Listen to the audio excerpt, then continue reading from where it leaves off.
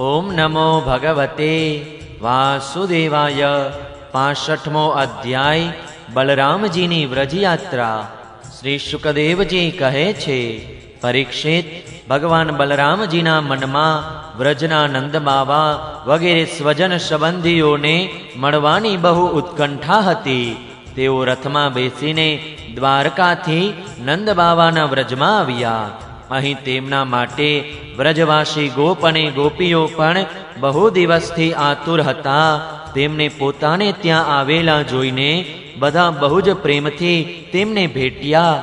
બલરામજીએ માં યશોદાજી અને નંદબાવાજીને પ્રણામ કર્યા। તે લોકોએ પણ આશીર્વાદ આપીને તેમને અભિનંદન આપ્યા। બલરામજી, તમે જગદીશ્વર છો। તમારા નાના ભાઈ શ્રી कृष्ण સાથે હંમેશા અમારી રક્ષા કરતા રહો। એવું કહીને બલરામજીને ખોળામાં લઈ લીધા અને પોતાના પ્રેમાશ્રુથી તેમને ભીંજવી દીધા। ત્યાર પછી વડીલ વૃદ્ધ ગોપોને બલરામજીએ અને નાની વયના ગોપોએ બલરામજીને નમસ્કાર કર્યા। તેઓ યથોચિત બધાને મળ્યા।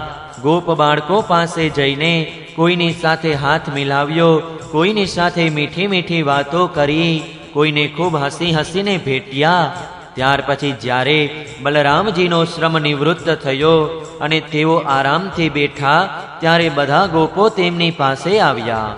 આ ગોપો કમલનયન ભગવાન શ્રી કૃષ્ણ માટે સમસ્ત ભોગ, સ્વર્ગ અને મોક્ષ પણ ત્યજી બેઠા હતા। બલરામજીએ જ્યારે તેમને અને તેમના પરિવાર વિશે કુશળ પ્રશ્નો પૂછ્યા, ત્યારે તેમણે પણ પ્રેમપૂર્વક ગદગદ વાણીથી તેમને પણ પ્રશ્ન પૂછ્યો। બલરામજી, વસુદેવજી વગેરે અમારા સ્નેહી સ્વજનો કુશળ તો છે ને? હવે તો તમે લોકો પત્ની પુત્રોવાળા થયા છો, તો અમને કદી યાદ કરો છો? એ મોટા સૌભાગ્યની વાત છે કે પાપી કંસને તમે લોકોએ મારી નાખ્યો અને પોતાના સ્નેહી સંબંધીઓને મોટા કષ્ટમાંથી ઉગારી લીધા। એ પણ ઓછા આનંદની વાત નથી કે તમે લોકોએ બીજા પણ ઘણા શત્રુઓને મારી નાખ્યા અથવા જીતી લીધા અને હવે અત્યંત સુરક્ષિત કિલ્લામાં જઈને રહો છો। પરીક્ષિત, ભગવાન બલરામજીના દર્શનથી તેમની પ્રેમભરી દ્રષ્ટિથી ગોપીઓ ન્યાલ થઈ ગઈ। તેમણે હસીને પૂછ્યું, કેમ બલરામજી, મથુરા નગરીની સ્ત્રીઓના વહાલા શ્રી કૃષ્ણ સુખી તો છે ને? શું તેમને ક્યારેય પોતાના ભાઈ બંધુ અને માતા પિતાની યાદ આવે છે? શું તેઓ તેમના માના દર્શન માટે એક વખત પણ અહીં આવી શકશે? શું મહાબાહુ શ્રી કૃષ્ણ ક્યારેય અમારા લોકોની સેવાનું પણ કંઈ સ્મરણ કરે છે? તમે જાણો છો કે સ્વજન સંબંધીઓને છોડવા બહુ કઠણ છે। તેમ છતાં અમે તેમના માટે મા બાપ, ભાઈ બંધુ, પતિ પુત્ર અને બહેન દીકરીઓને પણ છોડી દીધા। પરંતુ પ્રભુ, જેને માટે અમે સર્વ ત્યજી ચૂક્યા, તેવા અનન્ય આશ્રિત અમને વાત વાતમાં જ ત્યજીને સ્નેહ સૌહાર્દના તંતુને તોડી અમારી સાથેના સંબંધો તોડીને પરદેશ ચાલ્યા ગયા। અમારો સદંતર ત્યાગ કરી દીધો। અમે ઈચ્છત તો તેમને રોકી લેત, પણ જ્યારે તે કહેતા કે હું તમારો ઋણી છું, તમારા ઉપકારોનો બદલો ક્યારેય ચૂકવી શકું એમ નથી, ત્યારે એવી કઈ સ્ત્રી છે જે તેમની મીઠી મીઠી વાતો પર વિશ્વાસ ન મૂકે? એક ગોપીએ કહ્યું, બલરામજી, અમે તો ગામડાની ગમાર ગોવાલણો છીએ। તેમની વાતોમાં આવી ગઈ, પરંતુ શહેરની સ્ત્રીઓ તો બહુ ચતુર હોય છે। ભલા તે ચંચળ અને કૃતજ્ઞ શ્રી કૃષ્ણની વાતો કેમ સાચી માની લેતી હશે? બીજી ગોપીએ કહ્યું, નહીં સખી, શ્રી કૃષ્ણ વાતો બનાવવામાં તો અદ્વિતીય છે। તેઓ એવી રંગબેરંગી મીઠી મીઠી વાતો ઘડી કાઢે છે કે કહેવું જ શું। તેમનું હાસ્ય જાદુભર્યા કટાક્ષોના કામણથી ઠગાઈને તે સ્ત્રીઓ કામવશ બનીને તેમનો વિશ્વાસ કરતી હશે। ત્રીજી ગોપીએ કહ્યું, અરે ગોપીઓ, આપણને તેની વાતોથી હવે શું લેવા દેવા? જો સમય જ પસાર કરવો હોય તો વિષય જ બદલી નાખો. જો તે નિષ્ઠુરનો આપણા વિના આટલો સમય પસાર થઈ જાય છે તો આપણો પણ તેની માફક ભલે દુઃખમાં જ કેમ ન હોય પસાર થઈ જશે. હવે ગોપીઓના નેત્રોની સામે શ્રી કૃષ્ણનું સુંદર હાસ્ય, ભાષણ જોવું, ગતિ તેમજ પ્રેમપૂર્વક આલિંગન વગેરેની યાદ આવવાથી ગોપીઓ રડવા લાગી. પરીક્ષિત, ભગવાન બલરામજી વિવિધ પ્રકારે મનનું સમાધાન કરવામાં અને દુઃખોમાં સાંત્વના આપવામાં કુશળ હતા. તેમણે ભગવાન શ્રી કૃષ્ણનો હૃદયસ્પર્શી અને લોભામણો સંદેશો કહીને તેમના મનનું સમાધાન કર્યું. બલરામજી વસંત ઋતુના 2 મહિના ચૈત્ર વૈશાખ ત્યાં રોકાયા. તેઓ રાત્રિના સમયે ગોપીઓ સાથે રહીને તેમના પ્રેમમાં અભિવૃદ્ધિ કરતા. કેમ ન કરે? તે તો ભગવાન રામ છે ને. તે સમયે પૂર્ણ ચંદ્રમાના કિરણોથી ઉજ્જવળ અને રાત્રિ વિકાસી કમળના છોડના સુગંધી વાયુથી સેવાયેલા યમુનાજીના ઉપવનમાં બલરામજી ગોપીઓ સાથે ત્યાં વિહાર કરવા લાગ્યા. વરુણદેવે પોતાની પુત્રી વારુણી દેવીને ત્યાં મોકલી આપી.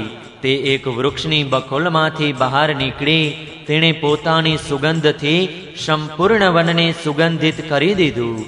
મધુધારાની તે સુગંધ વાયુદેવે બલરામજી પાસે પહોંચાડી, જાણે તેણે તેમને ઉપહાર આપ્યો હોય. તેની મહેકથી આકર્ષિત થઈને બલરામજી ગોપીઓને લઈને ત્યાં પહોંચી ગયા અને તેમની સાથે તેનું પાન કર્યું. તે વખતે ગોપીઓ બલરામજીની ચારે બાજુ તેમના ચરિત્રોનું ગાન કરી રહી હતી અને તેઓ વારુણીના મદથી વિહવળ નેત્રોવાળા થઈ મદમત્ત બનીને વનમાં ફરતા હતા.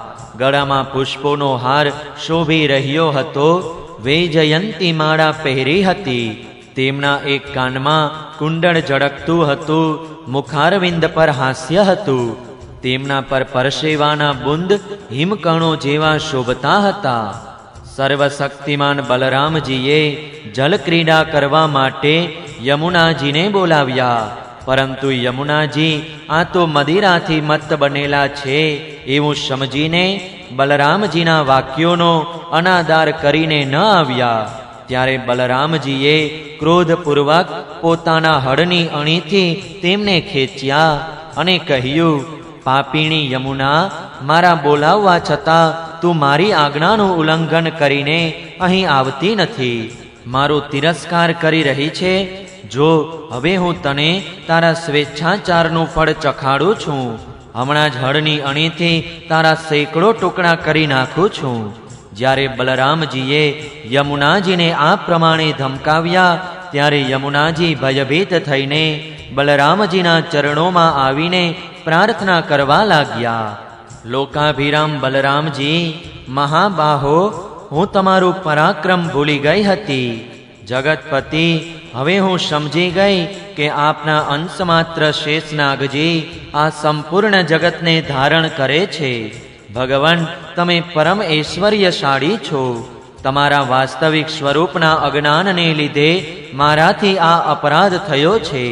સર્વ સ્વરૂપ ભક્ત વત્સલ, હું આપના શરણમાં છું. આપ મારી ભૂલચૂક ક્ષમા કરો. મને મુક્ત કરવા કૃપા કરો.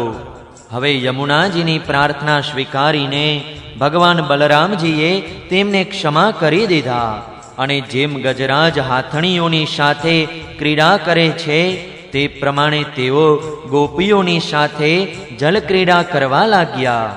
જ્યારે તેઓ ઈચ્છાનુસાર જલક્રીડા કરી બહાર નીકળ્યા ત્યારે લક્ષ્મીજીએ તેમને નીલાંબર, બહુમૂલ્ય આભૂષણો અને સુવર્ણનો સુંદર હાર આપ્યો. બલરામજીએ નીલાંબર અને સુવર્ણની માળા પહેરી લીધી. તેઓ સુંદર આભૂષણો પહેરવાથી એટલા સુંદર લાગતા હતા કે જાણે ઇન્દ્રનો શ્વેતવર્ણનો હાથી હોય. પરીક્ષિત, આજે પણ અનંત પરાક્રમવાળા બલદેવજીના પરાક્રમના યશોગાન કરતા હોય તેમ યમુનાજી તેમને ખેંચેલા માર્ગથી વહી રહ્યા છે. બલરામજીનું ચિત્ત વ્રજવાસી ગોપીઓના માધુર્યથી એ રીતે મુગ્ધ થઈ ગયું કે તેમને સમયનું પણ ધ્યાન ન રહ્યું. ઘણી બધી રાત્રિઓ એક રાત્રિની જેમ વ્યતીત થઈ ગઈ. આ પ્રમાણે બલરામજી વ્રજમાં વિહાર કરતા હતા. 10મા સ્કંદના ઉત્તરાર્ધ અંતર્ગત બલદેવ વિજય માનો યમુના કર્ષણ નામનો 65મો અધ્યાય સમાપ્ત. જય શ્રી કૃષ્ણ. ઓમ નમો ભગવતે વાસુદેવાય. 66મો અધ્યાય પૌંડ્રક અને કાશીરાજનો ઉદ્ધાર. શ્રી શુકદેવજી કહે છે, પરીક્ષિત, જ્યારે ભગવાન બલરામજી નંદ બાવાના વ્રજમાં ગયેલા હતા ત્યારે પાછળથી કરુષ દેશના અજ્ઞાની રાજા પૌંડ્રકે ભગવાન શ્રી કૃષ્ણ પાસે એક દૂત મોકલીને એવું કહેવડાવ્યું કે ભગવાન વાસુદેવ હું છું. અજ્ઞાની લોકો તેને બહેકાવ્યા કરતા હતા કે આપ જ ભગવાન વાસુદેવ છો અને જગતની રક્ષા માટે પૃથ્વી પર અવતર્યા છો. આનું પરિણામ એ આવ્યું કે તે મૂર્ખ પોતાને જ ભગવાન માની બેઠો. જેમ છોકરાઓ આપસમાં રમતમાં કોઈ બાળકને જ રાજા માની લે છે અને તે રાજાની જેમ તેની સાથે વ્યવહાર કરવા લાગે છે, તે જ પ્રમાણે મંદબુદ્ધિના અજ્ઞાની પૌંડ્રકે અચિંત્ય ગતિ ભગવાન શ્રી કૃષ્ણની લીલા અને રહસ્યને જાણ્યા વિના દ્વારકામાં તેમની પાસે દૂત મોકલી આપ્યો. પૌંડ્રકનો દૂત દ્વારકા આવ્યો અને રાજસભામાં બેઠેલા કમલનયન ભગવાન શ્રી કૃષ્ણને તેણે તેના રાજાનો આ સંદેશો સંભળાવ્યો. એકમાત્ર હું જ વાસુદેવ છું, બીજું કોઈ નથી. જીવો પર કૃપા કરવા માટે મેં જ અવતાર ગ્રહણ કર્યો છે. તમે તમારું વાસુદેવ એવું ખોટું નામ છોડી દો. હે યાદવ, તમે મૂર્ખતાવશ મારા ચિહ્નો ધારણ કરી રાખ્યા છે, તેને છોડીને મારા શરણમાં આવો અને મારી વાત સ્વીકાર્ય ન હોય તો મારી સાથે યુદ્ધ કરો. શ્રી સુકદેવજી કહે છે, પરીક્ષિત, દુર્બુદ્ધિ પૌંડ્રકનો આ બકવાટ સાંભળીને ઉગ્રસેન વગેરે સભાસદો જોર જોરથી હસવા લાગ્યા. તેમનું હસવું બંધ થયા બાદ ભગવાન શ્રી કૃષ્ણે દૂતને કહ્યું, તમે જઈને તમારા રાજાને કહી દો કે અરે મૂર્ખ, હું મારા ચક્ર વગેરે ચિહ્નો આમ છોડીશ નહીં. એમને હું તારા પર છોડીશ અને માત્ર તારા પર જ નહીં, તારા એ બધા સાથીઓ પર પણ છોડીશ કે જેમના બહેકાવાથી તું આ પ્રમાણે બહેકી ગયો છે. તે વખતે મૂર્ખ, તું કંક, ગીધ, બક વગેરે માંસભક્ષી પક્ષીઓથી ઘેરાયેલો મોઢું ઢાંકીને પૃથ્વી પર સૂઈ જઈશ. ત્યારે તું મારો શરણાદાતા તો નહીં થાય, પણ કૂતરાઓને શરણે જઈશ, એટલે અગ્નિ સંસ્કાર પણ પામીશ નહીં. પરીક્ષિત, ભગવાનનો આ અપમાનજનક સંદેશો લઈને પૌંડ્રકનો દૂત પોતાના સ્વામી પાસે ગયો અને તે સંદેશો તેને કહી સંભળાવ્યો. અહીં ભગવાન શ્રી કૃષ્ણે પણ રથ પર બેસીને કાશી નગરી પર ચડાઈ કરી દીધી, કેમ કે કરુષનો રાજા આ દિવસોમાં તેના મિત્ર કાશીરાજની પાસે રહેતો હતો. ભગવાન શ્રી કૃષ્ણના આક્રમણના સમાચાર સાંભળીને મહારથી પૌંડ્રક પણ 2 અક્ષૌહિણી સેના સાથે તુરંત જ નગરની બહાર નીકળી આવ્યો. કાશીનો રાજા પૌંડ્રકનો મિત્ર હતો, તેથી તે પણ તેની મદદ કરવા માટે 3 અક્ષૌહિણી સેના સાથે તેની પાછળ પાછળ આવ્યો. પરીક્ષિત, હવે ભગવાન શ્રી કૃષ્ણે પૌંડ્રકને જોયો. પૌંડ્રકે પણ શંખ, ચક્ર, તલવાર, ગદા, શાર્ંગ, ધનુષ્ય અને ત્રિવત્સ વગેરે ચિહ્ન ધારણ કરી રાખ્યા હતા. તેના વક્ષસ્થળ પર બનાવટી કૌસ્તુભ મણિ અને વનમાળા પણ લટકતી રહી હતી. તેમણે રેશમી પીળા વસ્ત્રો પહેર્યા હતા અને રથની ધજા પર ગરુડનું ચિહ્ન પણ લગાડેલું હતું. તેના માથા પર અમૂલ્ય મુગટ હતો અને કાનમાં મકરાકૃત કુંડળો જગમગી રહ્યા હતા. તેનો આ પૂરેપૂરો વેશ બનાવટી હતો. જાણે કોઈ અભિનેતા રંગમંચ પર અભિનય કરવા માટે આવ્યો હોય. તેની વેશભૂષા પોતાના જેવી જોઈને ભગવાન શ્રી કૃષ્ણ ખડખડાટ હસવા લાગ્યા. હવે શત્રુઓએ ભગવાન શ્રી કૃષ્ણ ઉપર ત્રિશૂળ, ગદા, મુદ્ગર, શક્તિ, વૃષ્ટિ, પ્રાશ, તોમર, તલવાર, પટ્ટીશ અને બાણ વગેરે શસ્ત્રાસ્ત્રોથી પ્રહાર કર્યો. પ્રલયના સમયે જે રીતે અગ્નિ ચારે બાજુથી પ્રાણીઓને બાળી દે છે, તે જ રીતે શ્રી કૃષ્ણે પણ ગદા, તલવાર, ચક્ર અને બાણ વગેરે શસ્ત્રાસ્ત્રોથી પૌંડ્રક તથા કાશીરાજની હાથી, રથ, ઘોડા અને પાયદળની ચતુરંગીણી સેનાને છિન્ન ભિન્ન કરી નાખી. ભગવાનના ચક્રથી ભાંગી ગયેલા રથો ઉપરાંત ઘોડા, હાથી, મનુષ્ય, ગધેડા અને ઊંટોના અંગ પ્રત્યંગોથી રણભૂમિ છવાઈ ગઈ હતી. તે વખતે એવું લાગતું હતું જાણે તે ભૂતનાથ શંકરજીનું ક્રીડા સ્થળ હોય. તે જોઈને સુરવીરોનો ઉત્સાહ પણ વધી રહ્યો હતો. ભગવાન શ્રી કૃષ્ણે પૌંડ્રકને કહ્યું, અરે પૌંડ્રક, તે દૂત સાથે સંદેશો મોકલ્યો હતો કે મારા ચિહ્નો અસ્ત્ર શસ્ત્રાદિ છોડી દો. તો તે મારા શસ્ત્રો હવે હું તારા ઉપર છોડી રહ્યો છું. તે મારું નામ ખોટી રીતે ધારણ કર્યું છે. તેથી હે મૂર્ખ, હવે હું તારી પાસેથી તે નામને પણ છોડવીને જંપીશ. બાકી રહી તારા શરણમાં આવવાની વાત, તો હું તારી સાથે યુદ્ધ ન કરી શકું તો તારા શરણમાં આવીશ. ભગવાન શ્રી કૃષ્ણે આ રીતે પૌંડ્રકનો તિરસ્કાર કરીને પોતાના તીક્ષ્ણ બાણોથી તેના રથને તોડી ફોડી નાખ્યો અને ચક્રથી તેનું માથું જેમ ઇન્દ્ર પોતાના વજ્રથી પર્વતોના શિખરો કાપે તેમ કાપી નાખ્યું. આ જ પ્રમાણે ભગવાને પોતાના બાણોથી કાશી નરેશનું મસ્તક પણ વાયુ જેમ કમળના પુષ્પોને પાડી દે છે તેમ ઉડાડીને કાશી નગરીમાં પાડી દીધું. આ પ્રમાણે પોતાની સાથે દ્વેષ કરતા પૌંડ્રકને તથા તેના મિત્ર કાશી નરેશને મારીને ભગવાન શ્રી કૃષ્ણ પોતાની રાજધાની દ્વારકામાં પાછા આવ્યા. તે વખતે સિદ્ધો ભગવાનની અમૃતમયી કથાનું ગાન કરી રહ્યા હતા. પરીક્ષિત, પૌંડ્રક ભગવાનના રૂપનું ભલે તે ગમે તે ભાવે હોય હંમેશા ચિંતન કરતો હતો.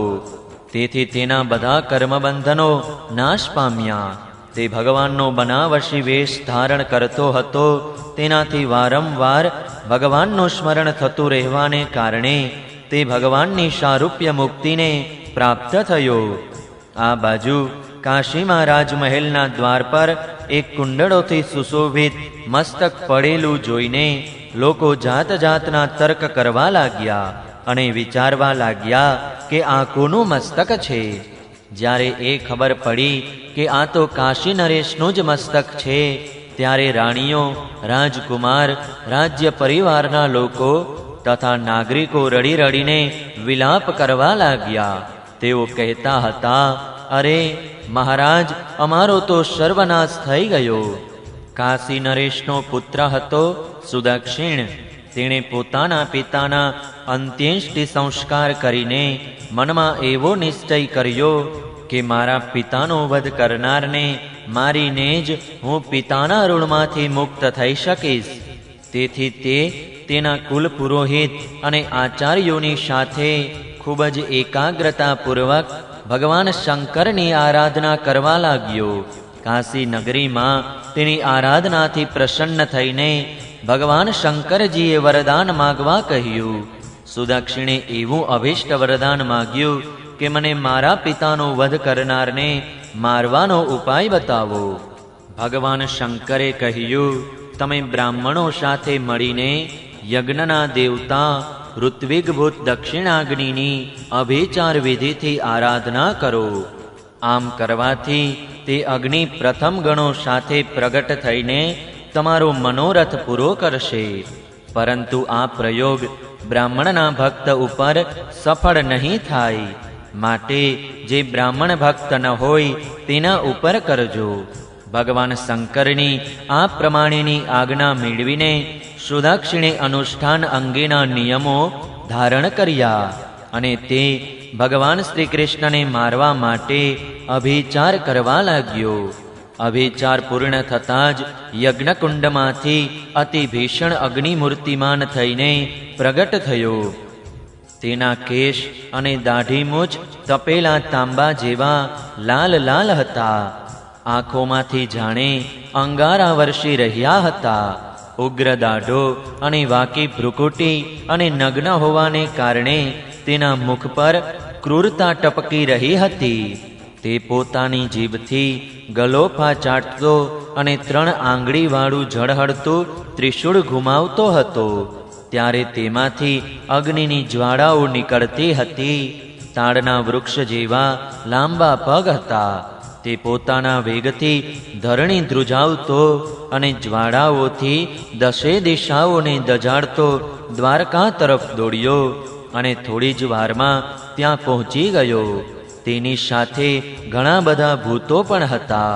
તે અભિચારના અગ્નિને એકદમ પાસે આવેલો જોઈને દ્વારકાવાસી લોકો જંગલમાં આગ લાગવાથી હરણાઓ ડરી જાય તેમ ડરી ગયા. તે લોકો ભયભીત થઈને ભગવાન પાસે દોડ્યા. ભગવાન તે વખતે સભામાં ચોસર રમી રહ્યા હતા.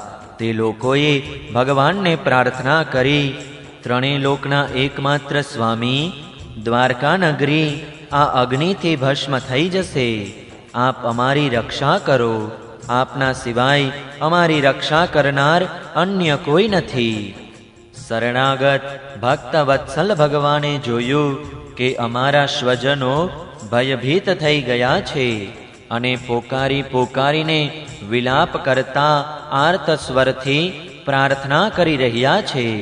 ત્યારે તેમણે હસીને કહ્યું, ડરો નહીં, હું તમારી રક્ષા કરીશ. પરીક્ષિત, ભગવાન સર્વના અંતર્યામી હોવાથી બધું જાણે છે. તેઓ જાણી ગયા કે આ કાશી રાજાની મોકલેલી માહેશ્વરી કૃત્યા છે. તેમણે તેના પ્રતિકાર માટે પોતાની પાસે જ બિરાજેલા સુદર્શન ચક્રને આજ્ઞા કરી. ભગવાન મુકુંદનું પ્રિય અસ્ત્ર સુદર્શન ચક્ર કરોડો સૂર્ય જેવું તેજસ્વી અને પ્રલયકાળના અગ્નિ જેવું કાંતિવાળું છે. તેના તેજથી આકાશ, દિશાઓ અને અંતરિક્ષ પ્રકાશિત થઈ ગયા અને હવે તેણે તે અભિચારી અગ્નિને કચડી નાખ્યો. ભગવાન શ્રી કૃષ્ણના અસ્ત્ર સુદર્શન ચક્રની શક્તિથી કૃત્યારૂપી અગ્નિનું મોઢું તૂટી ફૂટી ગયું અને તેનું તેજ નષ્ટ થઈ ગયું. શક્તિ કુંઠિત થઈ ગઈ અને તે ત્યાંથી પાછો વળીને કાશી નગરીમાં આવ્યો અને તેણે ઋત્વિજ આચાર્યોની સાથે સુદક્ષિણને બાળીને ભસ્મ કરી નાખ્યો. આ પ્રમાણે તેનો અભિચાર એટલે કે મારણ પ્રયોગ તેના જ વિનાશનું કારણ બની ગયો. કૃત્યાની પાછળ પાછળ સુદર્શન ચક્ર પણ કાશી પહોંચ્યું. કાશી બહુ વિશાળ નગરી હતી. તે મોટી મોટી અટારીઓ, સભા ભવન, બજાર, નગરદ્વાર, દ્વાર પરના શિખરો, કિલ્લો, ખજાના, હાથી, ઘોડા, રથ અને અન્નના ગોદામોથી સુસજ્જ હતી. ભગવાન શ્રી કૃષ્ણના સુદર્શને પૂરી કાશીને બાળીને ભસ્મ કરી નાખી અને પછી તે ઉત્તમ કર્મ કરનારા ભગવાન શ્રી કૃષ્ણ પાસે આવી ગયું. જે મનુષ્ય ઉત્તમ કીર્તિવાળા ભગવાન શ્રી કૃષ્ણના આ ચરિત્રને એકાગ્રતાથી સાંભળે, સંભળાવે છે, તે તમામ પાપોથી છૂટી જાય છે. 10મા સ્કંદના ઉત્તરાર્ધ અંતર્ગત પૌંડ્રક વગેરેનો વધ નામનો 66મો અધ્યાય સમાપ્ત. જય શ્રી કૃષ્ણ. ઓમ નમો ભગવતે વાસુદેવાય. 67મો અધ્યાય દ્વિવિધનો ઉદ્ધાર. રાજા પરીક્ષિતે પૂછ્યું, ભગવાન, બલરામજી સર્વશક્તિમાન અને સૃષ્ટિ પ્રલયની સીમાથી પર છે, અનંત છે. તેમનું સ્વરૂપ, ગુણ, લીલા વગેરે મન, બુદ્ધિ અને વાણીનો વિષય નથી. તેમની એક એક લીલા લોકમર્યાદાથી વિલક્ષણ છે, અલૌકિક છે. તેમણે બીજા જે કોઈ અદ્ભુત કર્મ કર્યા હોય તેમને હું ફરીથી સાંભળવા ઈચ્છું છું. શ્રી શુકદેવજી કહે છે, પરીક્ષિત, દ્વિવિધ નામનો એક વાનર હતો. તે ભૌમાસુરનો મિત્ર, સુગ્રીવનો મંત્રી અને મૈંદનો શક્તિશાળી ભાઈ હતો. જ્યારે તેણે સાંભળ્યું કે શ્રી કૃષ્ણે ભૌમાસુરને મારી નાખ્યો, ત્યારે તે પોતાના મિત્રના ઋણમાંથી મુક્ત થવા માટે દેશનો નાશ કરવા તૈયાર થઈ ગયો. તે વાનર મોટા મોટા નગરો, ગામડા, ખાણો અને આહીરોની વસ્તીઓમાં આગ લગાડીને સળગાવી દેવા માંડ્યો. ક્યારેક તે મોટા મોટા પર્વતોને ઉપાડીને વસ્તી ઉપર નાખી શહેરો ગામડાઓનો કચ્ચર ઘાણ વાળતો. અને ખાસ કરીને આવું કામ તે આનર્ત પ્રદેશમાં જ કરતો હતો, કારણ કે તેના મિત્રને મારવાવાળા ભગવાન શ્રી કૃષ્ણ તે જ દેશમાં રહેતા હતા. દ્વિવિધ વાનર 10,000 હાથીઓનું બળ ધરાવતો હતો. ક્યારેક તે દુષ્ટ સમુદ્રમાં ઊભો રહી હાથ વડે એટલું પાણી ઉછાળતો કે સમુદ્ર કિનારાની વસ્તી ડૂબી જતી. તે દુષ્ટ તપસ્વી ઋષિમુનિઓના આશ્રમોની સુંદર સુંદર લતા વનસ્પતિઓનો તોડી ઉખાડીને નાશ કરી દેતો અને તેમના યજ્ઞકુંડોમાં મળમૂત્ર નાખીને તેમને દૂષિત કરી નાખતો. જેમ ભૃંગી નામનું કીટ બીજા કીટ જંતુઓને લઈ જઈને પોતાના ઘરમાં પૂરી દે છે, તેમ આ મદોન્મત્ત વાનર સ્ત્રીઓ અને પુરુષોને લઈ જઈને પર્વતોની ગુફાઓ અને કંદરાઓમાં નાખી દેતો અને બહારથી મોટી મોટી શિલાઓ મૂકીને તેમને બંધ કરી દેતો. આ પ્રમાણે તે દેશવાસીઓને હેરાન પરેશાન તો કરતો જ હતો અને કુળવાન સ્ત્રીઓને દૂષિત પણ કરતો હતો. એક દિવસ તે દુષ્ટ અતિ સુંદર ગીત સાંભળીને રૈવતાચલ પર્વત પર આવ્યો. ત્યાં તેણે જોયું કે યાદવ શ્રેષ્ઠ બલરામજી સુંદર સુંદર યુવતીઓના વૃંદમાં બિરાજેલા છે. તેમનું એક એક અંગ અત્યંત સુંદર અને દર્શનીય છે અને વક્ષઃ સ્થળ પર કમળની માળા લટકી રહી છે. તેઓ મધુપાન કરીને મધુર સંગીત ગાઈ રહ્યા હતા. તેમના નેત્ર આનંદના ઉન્માદથી વિહવળ થઈ રહ્યા હતા. તેમનું શરીર એ રીતે શોભી રહ્યું હતું જાણે મદજરતો હાથી હોય. તે દુષ્ટ વાનર વૃક્ષો ઉપર ચડી જતો અને વૃક્ષોને કંપાવતો. ક્યારેક સ્ત્રીઓની સામે આવીને કિલકિલાટ કરતો હતો. યુવતી સ્ત્રીઓ સ્વભાવે ચંચળ અને હાસ્યપ્રિય હોય છે. બલરામજી પાસે બેઠેલી સ્ત્રીઓ તે વાનરનું જંગલીપણું જોઈને હસવા લાગી. હવે તે વાનર ભગવાન બલરામજીની સામે જ તે સ્ત્રીઓની અવહેલના કરતો. ક્યારેક તેમને પોતાની ગુદા દેખાડતો, ક્યારેક ભ્રુકુટીના ઈશારાઓ કરતો, ક્યારેક ગર્જના કરીને મોઢું દેખાડતો વગેરે ચેષ્ટાઓ કરવા લાગ્યો. વીર શ્રેષ્ઠ બલરામજી તેની આવી ચેષ્ટાઓ જોઈને ક્રોધિત થઈ ગયા. તેમણે તેને એકવાર પથ્થર માર્યો, પરંતુ દ્વિવિદે તેનાથી પોતાને બચાવી લીધો અને બલરામજીની અવહેલના કરવા લાગ્યો. તે ધૂર્ત વાનરે મદિરાના કળશને તોડી ફોડી નાખ્યો, સ્ત્રીઓના વસ્ત્રો પણ ફાડી નાખ્યા અને હસીને બલરામજીને ઉશ્કેરવા લાગ્યો. પરીક્ષિત, જ્યારે આ પ્રમાણે બળવાન અને મદોન્મત્ત દ્વિવિદ બલરામજીનો ઉપહાસ કરી તેમનો અનાદાર કરવા લાગ્યો, ત્યારે તેમણે તેની ઉદ્ધતાઈ જોઈને અને તેના દ્વારા સતાવેલા અન્ય દેશોની દુર્દશાનો વિચાર કરીને તે શત્રુને મારી નાખવાની ઈચ્છાથી ક્રોધ કરીને પોતાનું હળ મુસળ ઉઠાવ્યું. દ્વિવિદ પણ મહાન બળશાળી હતો. તેણે તેના એક હાથેથી સાગરનું એક વૃક્ષ ઉપાડીને બલરામજીના માથા પર માર્યું. તેમણે તે વૃક્ષને પોતાના ઉપર આવતું જોઈને સામેથી ઝાલી લીધું અને પોતાના સુનંદ નામના મુસળથી તેના પર પ્રહાર કર્યો.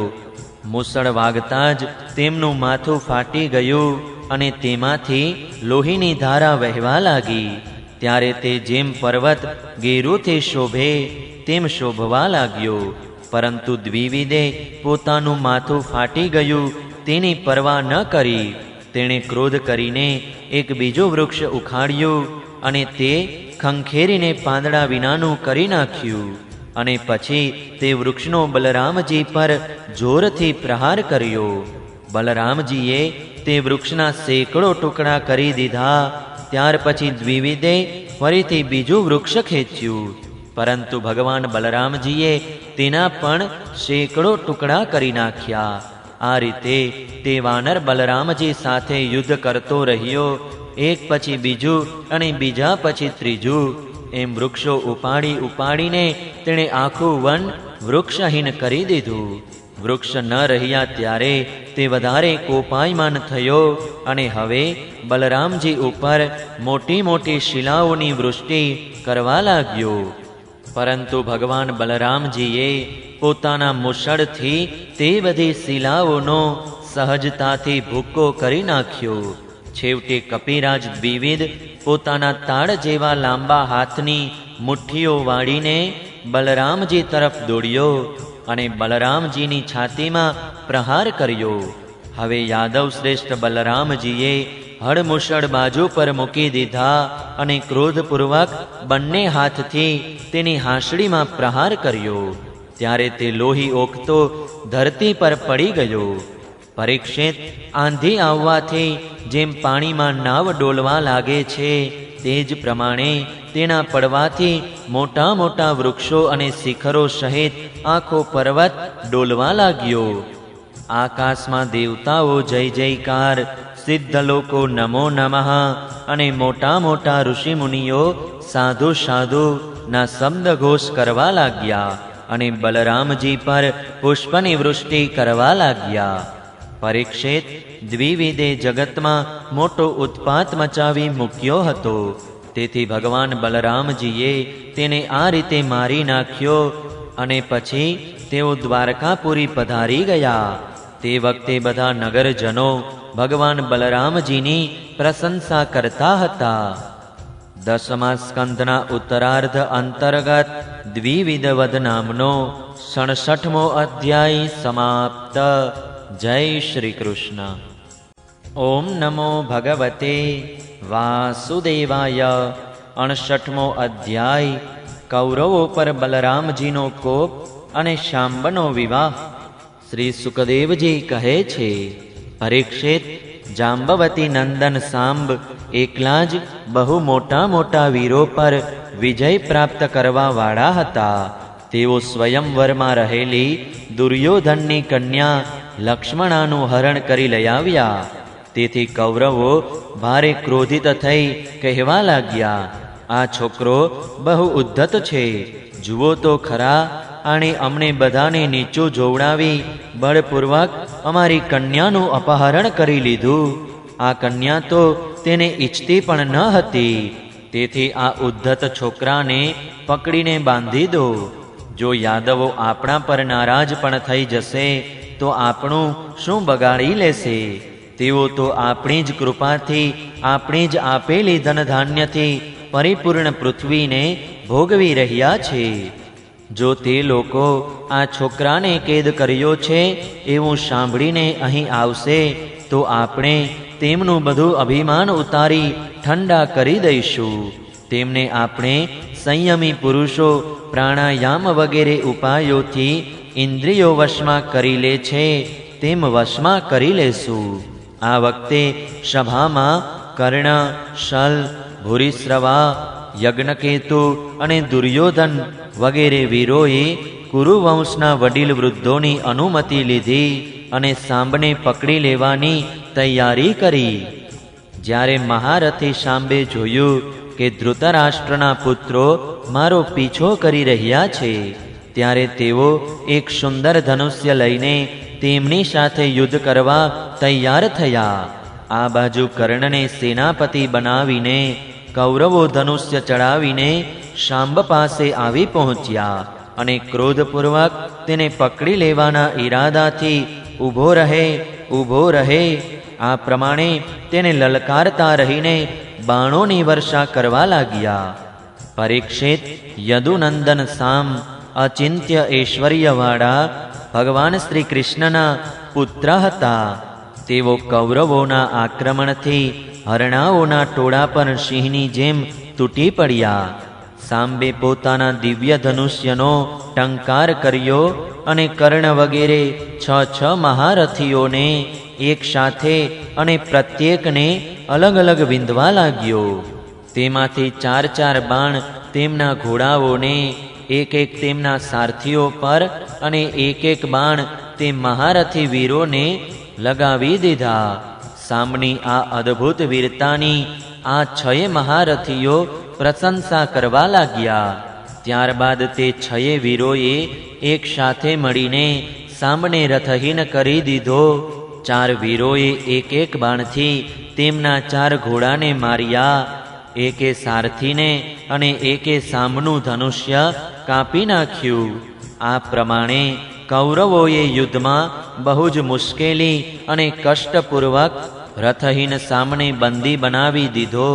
પછી તેઓ તેને અને કન્યાને લઈને વિજય મનાવતા હસ્તિનાપુર આવી ગયા.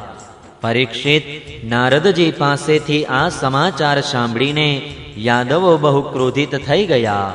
તેઓ મહારાજ ઉગ્રસેનની આજ્ઞાથી કૌરવો પર ચડાઈ કરવાની તૈયારી કરવા લાગ્યા. કલી કલહ નામના મલને દૂર કરવાની ખૂબી બલરામજીમાં હોવાથી તેમણે યાદવો અને કૌરવો વચ્ચેના યુદ્ધને યોગ્ય ન માન્યું. જો કે યાદવો લડાઈની પૂરી તૈયારી કરી ચૂક્યા હતા, છતાં તેમને બલરામજીએ શાંત કરી દીધા અને તે સ્વયં સૂર્ય જેવા તેજસ્વી રથ પર બેસીને હસ્તિનાપુર ગયા. તેમની સાથે થોડા બ્રાહ્મણો અને યાદવ કુળના થોડા વડીલ વૃદ્ધો પણ હતા. તે બધાની મધ્યમાં બલરામજી ગ્રહો સાથે ભગવાન ચંદ્રની જેમ શોભતા હતા. હસ્તિનાપુર પહોંચીને બલરામજી નગરની બહાર એક ઉપવનમાં ઉતર્યા અને કૌરવો શું કરવા ઈચ્છે છે એ વાતનો પત્તો મેળવવા માટે તેમણે શ્રી ઉદ્ધવજીને ધૃતરાષ્ટ્ર પાસે મોકલ્યા. ઉદ્ધવજીએ કૌરવોની સભામાં જઈને ધૃતરાષ્ટ્ર, ભીષ્મ પિતામહ, દ્રોણાચાર્ય, બાહલિક અને દુર્યોધન વગેરેનું વિધિપૂર્વક અભિવાદન કરીને બલરામજી જે કારણ માટે અહીં પધાર્યા છે તે જણાવ્યું. પોતાના પરમ હિતૈષી અને પ્રિયતમ બલરામજીના આગમનના સમાચાર સાંભળીને કૌરવો બહુ પ્રસન્ન થયા. તેમણે ઉદ્ધવજીનું વિધિપૂર્વક અર્ચન કર્યું અને માંગલિક સામગ્રીઓ લઈ બલદેવજીના દર્શન કરવા ચાલ્યા. પછી પોતાની અવસ્થા અને સંબંધ પ્રમાણે બધા લોકો બલરામજીને મળ્યા, તેમજ ગાય તથા અર્ઘ્ય અર્પણ કરીને તેમનો સત્કાર કર્યો. તેમાંથી જે લોકો ભગવાન બલરામજીનો પ્રભાવ જાણતા હતા તેમણે મસ્તક નમાવી તેમને પ્રણામ કર્યા. ત્યારબાદ તેમણે પરસ્પર એકબીજાના કુશળ મંગળ પૂછ્યા અને બધા કુશળ છે એવું સાંભળીને બલરામજીએ અત્યંત ધૈર્ય અને ગંભીરતાપૂર્વક આ પ્રમાણે કહ્યું. સર્વસમર્થ રાજાધિરાજ મહારાજ ઉગ્રસેનજીએ તમને લોકોને એક આજ્ઞા કરી છે. તેને તમે લોકો એકાગ્રતાથી અને સાવધાનીની સાથે સાંભળો અને વિના વિલંબે તેનું પાલન કરો. ઉગ્રસેનજીએ કહ્યું છે, અમે જાણીએ છીએ કે તમે લોકોએ ઘણા લોકોએ ભેગા થઈને અધમપૂર્વક એકલા ધર્માત્મા શાંબને હરાવ્યો અને બંદી બનાવી દીધો છે. આ બધું અમે એટલે સહી રહ્યા છીએ કે આપણા સંબંધીઓમાં ફૂટ ન પડે, એકતા જળવાઈ રહે. તેથી હવે ઝઘડો વધારો નહીં. સાંબને તેની નવવધુ સાથે અમારી પાસે મોકલી આપો. પરીક્ષિત, બલરામજીની વાણી વીરતા, સુરતા અને બળ પરાક્રમને છાને તેવી તથા તેમની શક્તિને અનુરૂપ હતી. આ સાંભળીને કૌરવો કોપી ઉઠ્યા. તેઓ કહેવા લાગ્યા, અરે આ તો ઘણા જ આશ્ચર્યની વાત છે. ખરેખર કાલની ગતિ કેવી વિચિત્ર છે. તેથી જ તો આજે તે પગનું ખાસડું પણ શ્રેષ્ઠ મુકુટથી શોભતા મસ્તક પર ચડવા ઈચ્છે છે. આ યાદવો સાથે કોઈ રીતે આપણે વિવાહ સંબંધ બાંધ્યો. આ લોકો આપણી સાથે બેસવા, ઉઠવા અને એક પંગતમાં ખાવા પીવા લાગ્યા. આપણે જ તેમને રાજ્ય સિંહાસન આપીને રાજા બનાવ્યા અને આપણા સમકક્ષ બનાવી દીધા. મહારાજાના મહત્વને દર્શાવતા પંખા, શંખ, શ્વેત છત્ર, મુકુટ, રાજ્ય સિંહાસન અને રાજોચિત શૈયાનો ઉપયોગ ઉપભોગ યાદવો એટલા માટે કરી રહ્યા છે કે આપણે જાણી જોઈને આ બાબતમાં ઉપેક્ષા કરી છે. બસ બસ, હવે પૂરું થઈ ગયું. હવેથી યાદવોની પાસે રાજચિહ્નો રહે એવી કોઈ આવશ્યકતા નથી. તેમને તેમની પાસેથી છીનવી લેવા જોઈએ. આપણે સાપને દૂધ પાઈને ઉછેરવા જેવું કર્યું, કારણ કે સાપ ઉછેરનારને કરડતા ખચકાતો નથી. એ જ પ્રમાણે આપણા જ આપેલા રાજચિહ્નો લઈને આ યાદવો આપણાથી વિરોધ કરી રહ્યા છે. જુઓ તો ખરા, અમારી જ કૃપાથી આ લોકોની ચડતી થઈ છે અને હવે આ નિર્લજ્જ થઈ આપણા ઉપર આજ્ઞા કરવા નીકળી પડ્યા છે. ખેદ છે, ખેદ છે. જેમ સિંહનો ભાગ ક્યારેય શિયાળ છીનવી શકતું નથી, તે જ પ્રમાણે જો ભીષ્મ, દ્રોણ, અર્જુન વગેરે કૌરવ વીરો જાણી જોઈને છોડી ન દે તો આપી ન દે ત્યાં સુધી સ્વયં દેવરાજ ઇન્દ્ર પણ કોઈ વસ્તુનો ઉપભોગ કઈ રીતે કરી શકે?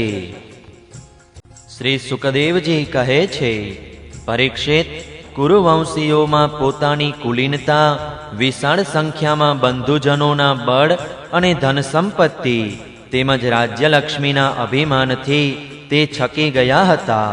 તેમણે સામાન્ય શિષ્ટાચારની પણ પરવા ન કરી અને તેઓ ભગવાન બલરામજીને આ પ્રમાણે દુર્વચન કહીને હસ્તિનાપુર પાછા આવ્યા.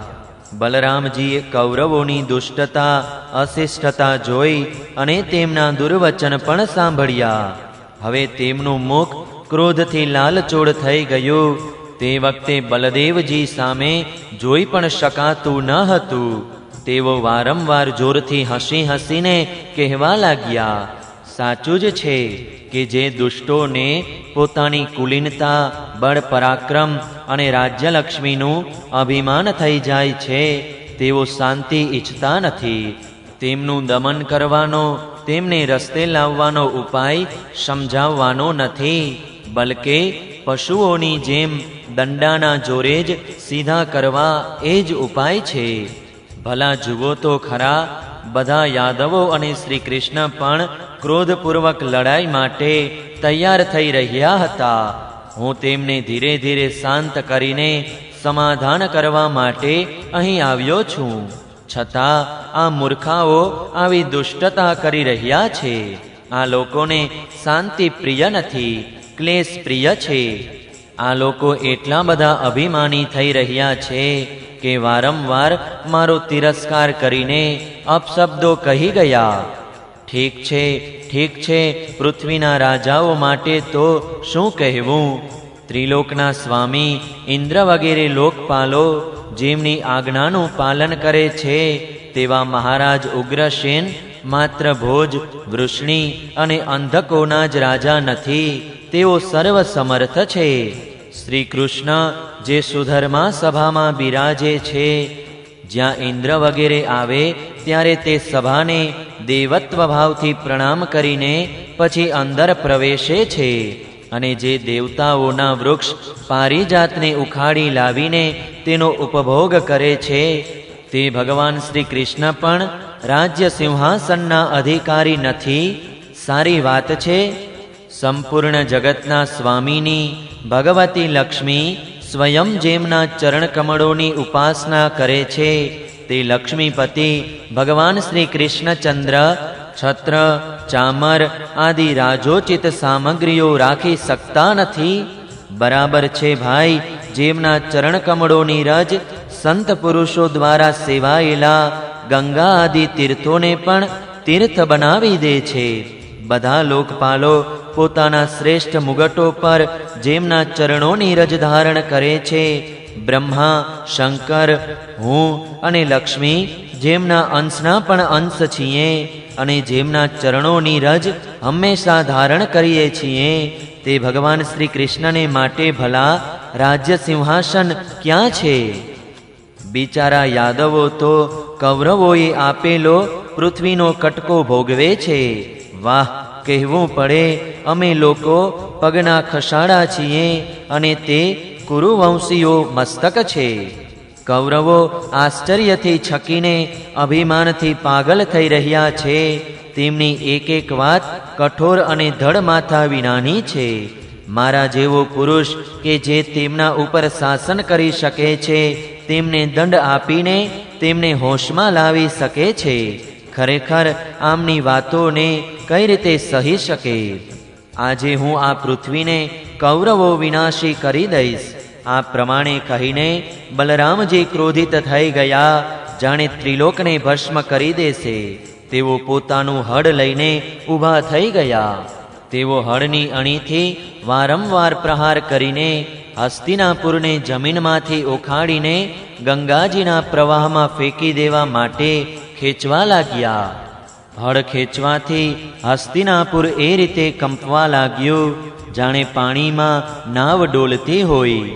જ્યારે કૌરવો સમગ્ર નગરને ગંગાજીમાં ઘસી રહેલું જોઈને ગભરાઈ ગયા, પછી તે લોકોએ લક્ષ્મણાની સાથે સાંબને આગળ કરી અને પોતાના પ્રાણોની રક્ષા માટે તેઓ પરિવાર સાથે હાથ જોડીને સર્વશક્તિમાન ભગવાન બલરામજીના શરણમાં આવી ગયા અને કહેવા લાગ્યા, લોકાભિરામ, અમે આપનો પ્રભાવ જાણતા નથી. પ્રભુ, અમે લોકો તદ્દન બાલિશ છીએ, વળી કુબુદ્ધિ છીએ. તેથી આપ અમારો અપરાધ ક્ષમા કરો. આપ જગતની સ્થિતિ, ઉત્પત્તિ અને પ્રલયના એકમાત્ર કારણ છો અને સ્વયં નિરાધાર સ્થિત છો. સર્વશક્તિમાન પ્રભુ, મોટા મોટા ઋષિમુનિઓ કહે છે કે આપ ખેલાડી છો અને આ બધા જ લોકો રમવાના સાધન એટલે કે રમકડા છે. અનંત આપના હજાર હજાર મસ્તક છે અને આપ અનાયાસે જ આ સમસ્ત ભૂમંડળને આપના મસ્તક ઉપર ધારણ કરી રહ્યા છો. જ્યારે પ્રલયનો સમય આવે છે ત્યારે આપ સમગ્ર જગતને પોતાનામાં લીન કરી લો છો અને માત્ર આપ જ શેષ રહીને અદ્વિતીય રૂપે શયન કરો છો. ભગવાન, આપ જગતની સ્થિતિ અને પાલન માટે વિશુદ્ધ સત્વમય શરીર ધારણ કરી રહ્યા છો. આપનો આ ક્રોધ, દ્વેષ અથવા મત્સરને લીધે નથી, પરંતુ આ તો સમસ્ત પ્રાણીઓને ઉપદેશ આપવા માટે છે.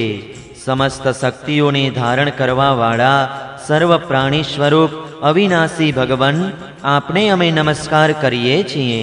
સમસ્ત વિશ્વના રચયિતા દેવ, અમે આપને વારંવાર નમસ્કાર કરીએ છીએ. અમે આપના શરણે છીએ. આપ કૃપા કરીને અમારું રક્ષણ કરો. શ્રી સુકદેવજી કહે છે, પરીક્ષિત, કૌરવોનું નગર ડગમગી રહ્યું હતું અને તેઓ અત્યંત ગભરાઈ ગયા હતા. જ્યારે બધા જ કુરુવંશીઓ આ પ્રમાણે ભગવાન બલરામજીના શરણમાં આવ્યા અને તેમની સ્તુતિ પ્રાર્થના કરી, ત્યારે તેઓ પ્રસન્ન થઈ ગયા અને ડરશો નહીં એમ કહીને અભયદાન આપ્યું. પરીક્ષિત, દુર્યોધન તેની પુત્રી લક્ષ્મણાને બહુ પ્રેમ કરતો હતો. તેણે દહેજમાં 60 વર્ષના 1200 હાથી, 10,000 ઘોડા, સૂર્ય જેવા પ્રકાશમાન સોનાના 6,000 રથ, સોનાના હાર પહેરેલી 1,000 દાસીઓ આપી. યાદવ શ્રેષ્ઠ ભગવાન બલરામજીએ દહેજનો સ્વીકાર કર્યો અને નવદંપતિ લક્ષ્મણા તથા સાંબને સાથે લઈ કૌરવોનું અભિનંદન સ્વીકારીને દ્વારકા જવા પ્રયાણ કર્યું. બલરામજી દ્વારકાપુરીમાં પહોંચ્યા અને પોતાના પ્રિયજનો તથા સમાચાર જણાવવા ઉત્સુક ભાઈ બાંધવોને મળ્યા. તેમણે યાદવોની ભરેલી સભામાં હસ્તિનાપુરની પૂરી કથાનું વર્ણન કર્યું. પરીક્ષિત, આ હસ્તિનાપુર આજે પણ દક્ષિણ તરફ ઊંચું અને ગંગાજી તરફ કંઈક નમેલું છે અને આ પ્રમાણે તે ભગવાન બલરામજીના પરાક્રમનો પરિચય આપી રહ્યો છે. 10મા સ્કંધના ઉત્તરાર્ધ અંતર્ગત હસ્તિનાપુર કર્ષણ રૂપ સંકર્ષણ વિજય નામનો 59મો અધ્યાય સમાપ્ત. જય શ્રી કૃષ્ણ. ઓમ નમો ભગવતે વાસુદેવાય. 69મો અધ્યાય. દેવર્ષિ નારદજીએ જાણેલી ભગવાનની ગૃહચર્યા. શ્રી સુખદેવજી કહે છે, પરીક્ષિત, જ્યારે દેવર્ષિ નારદજીએ સાંભળ્યું કે ભગવાન શ્રી કૃષ્ણ નરકાસુર એટલે કે ભૌમાસુરને મારીને એકલા જ હજારો રાજકુમારીઓ સાથે પરણી ગયા, ત્યારે તેમના મનમાં ભગવાનની જીવનચર્યા જોવાની અભિલાષા થઈ. તેઓ વિચારવા લાગ્યા, અહો, કેટલા આશ્ચર્યની વાત છે કે ભગવાન શ્રી કૃષ્ણે એક જ શરીરથી એક જ સમયે 16,000 મહેલોમાં અલગ અલગ 16,000 રાજકુમારીઓનું પાણી ગ્રહણ કર્યું. દેવર્ષિ નારદ આવી ઉત્સુકતાથી પ્રેરાઈને ભગવાનની લીલા જોવા માટે દ્વારકા આવી પહોંચ્યા. ત્યાંના ઉદ્યાનો અને ઉપવનો રંગબેરંગી ખીલેલા પુષ્પોથી ભરપૂર હતા. તેમના ઉપર જાત જાતના પક્ષીઓ કલરવ કરી રહ્યા હતા અને ભમરાઓ ગુંજી રહ્યા હતા. નિર્મળ જળથી પરિપૂર્ણ સરોવરમાં લાલ અને સફેદ રંગના કમળ ખીલ્યા હતા. કુમુદ અને બીજા પ્રકારના નવજાત કમળોનું જાણે વન હતું. તેમના ઉપર હંસ અને સારસ કલરવ કરી રહ્યા હતા. દ્વારકાપુરીમાં સ્ફટિકમણી અને ચાંદીના 9 લાખ મહેલ હતા. તેમાં પ્રત્યેક માળના તળિયા ઉપર જડેલી લાદીઓમાં અણમોલ મરક્તમણી એટલે કે નીલમણી ઝગમગી રહ્યા હતા અને તેમાં સુવર્ણ અને હીરા વગેરે જડેલા હતા. દ્વારકાપુરીના રાજપથ એટલે કે લાંબા પહોળા માર્ગો, શેરીઓ, ચોતરાઓ અને બજાર બહુ સુંદર હતા. ઘોડા અને પશુઓને રાખવાના સ્થાન, સભા ભવન અને દેવ મંદિરોને લીધે તે વિશેષ સુંદર લાગતી હતી. માર્ગો, ચોક, શેરીઓ અને દરવાજાઓ પર જળનો છંટકાવ કરવામાં આવ્યો હતો. નાની નાની ઝંડીઓ અને મોટી મોટી ધજાઓ ફરકવાને લીધે રસ્તા પર તડકો આવતો ન હતો. તે જ દ્વારકા નગરીમાં ભગવાન શ્રી કૃષ્ણનું અતિ સુંદર અંતઃપુર હતું. મોટા મોટા લોકપાલો તેની પૂજા પ્રશંસા કરતા રહેતા હતા. તેનું નિર્માણ કરવામાં વિશ્વકર્માએ પોતાનું સંપૂર્ણ કલા કૌશલ્ય, બધી કારીગીરીનો ઉપયોગ કર્યો હતો. તે અંતઃપુર એટલે કે રાણીવાસમાં ભગવાનની રાણીઓના 16,000થી વધારે મહેલ હતા. તેનાથી એક મોટા મહેલમાં નારદજીએ પ્રવેશ કર્યો. તે મહેલમાં વિદ્રુમ, પ્રવાલ, મણિયોના સ્તંભો, વૈધુર્ય મણિના ઉત્તમ છજા તથા ઇન્દ્રનીલમણીની દિવાલો ઝગમગી રહી હતી. વળી તળિયાની લાદીઓ પણ ઇન્દ્રમણીથી મઢવામાં આવી હતી, જેની ચમક ક્યારેય ઓછી ન થાય તેવી હતી. વિશ્વકર્માએ કેટલાય એવા ચંદરવા બનાવી રાખ્યા હતા, જેમાં મોતીઓની શેરો લટકતી હતી. હાથી દાંતની ખુરશીઓ અને પલંગમાં પણ શ્રેષ્ઠ મણીઓ જડવામાં આવ્યા હતા. અનેક દાસીઓ ગળામાં સોનાનો હાર અને સુંદર વસ્ત્રોમાં સજ્જ થઈને અને અનેક સેવકો પણ જામા, પાઘડી અને સુંદર સુંદર વસ્ત્રો તથા જડેલા કુંડળો પહેરીને પોતાના કાર્યમાં વ્યસ્ત હતા. અનેક રત્નોના દીવા પોતાના તેજથી તેનો અંધકાર દૂર કરી રહ્યા હતા. રાજભવનના ખંડોમાં અગરના ધૂપમાંથી નીકળતો ધૂપ બારી બારણા અને જાળીઓમાંથી બહાર પસાર થતો હતો. તેને જોઈને રંગબેરંગી મણિમય છજા પર બેઠેલા મોર વાદળોના ભ્રમથી ટહુકી ટહુકીને નાચતા હતા. દેવર્ષિ નારદજીએ જોયું કે ભગવાન શ્રી કૃષ્ણ તે મહેલના સ્વામીની રૂકમિણીજી સાથે બેઠા છે અને રૂકમિણીજી હાથમાં સોનાની દાંડીવાળા ચામરથી ભગવાનને પવન ઢોળી રહ્યા છે. જો કે તે મહેલમાં રૂકમિણીજીના જેવા જ ગુણ, રૂપ, અવસ્થા અને વેશભૂષાવાળી હજારો દાસીઓ પણ નિરંતર ઉપસ્થિત રહેતી હતી. નારદજીને જોતા જ તમામ ધાર્મિકોમાં શ્રેષ્ઠ ભગવાન શ્રી કૃષ્ણ રૂકમિણીજીના પલંગ પરથી એકદમ ઊભા થઈ ગયા. તેમણે દેવર્ષિ નારદજીના બંને ચરણોમાં મુકુટ ધરેલા નિજ મસ્તકથી પ્રણામ કર્યા અને હાથ જોડીને તેમણે પોતાના આસન પર બેસાડ્યા.